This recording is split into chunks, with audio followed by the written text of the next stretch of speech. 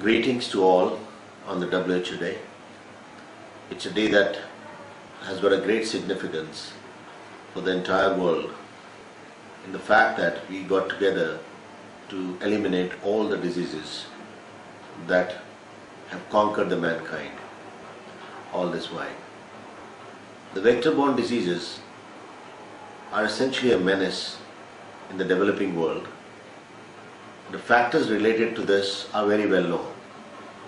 They're more related to the way the governance happens in these countries.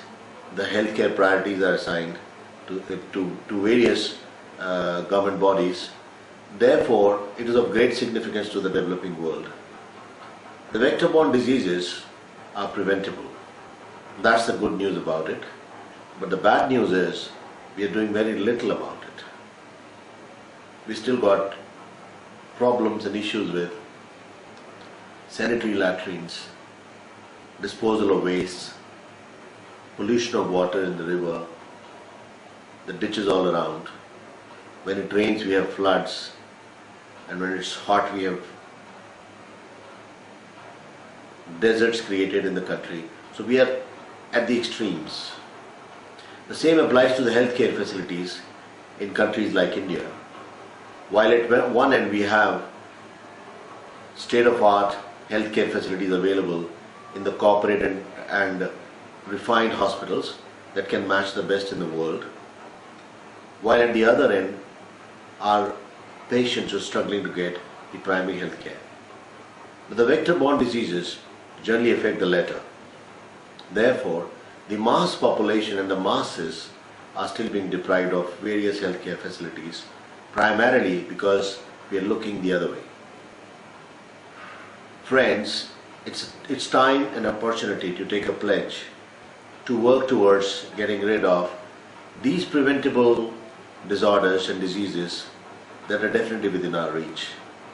I wish you all a wonderful year ahead where we should be working more and more towards preventing the vector-borne diseases for the good of mankind. Thank you. Jai Hind. The theme of World Health Day is vector-borne diseases. Diseases like malaria and dengue, which affect almost half the world's population, and 1 million people die of these diseases every year. In India, the monsoon season is the time when the prevalence and the risk of these diseases is the highest. Most of these cases present as fever of unknown origin, and that is why fast and accurate diagnosis is key, as either over or under diagnosis could have serious consequences. Speaking from a lab industry perspective, there have been a lot of advances in technologies in terms of new diagnostic techniques to provide these kind of results.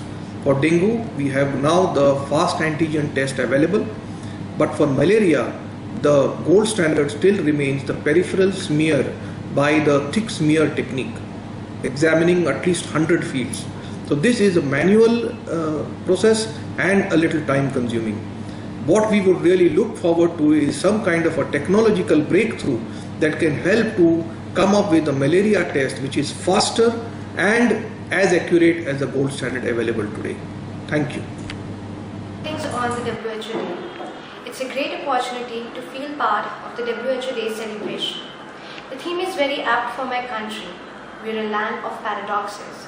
At one end of the spectrum are some of the richest people of the world, while we are still struggling to prevent vector-borne diseases in the country.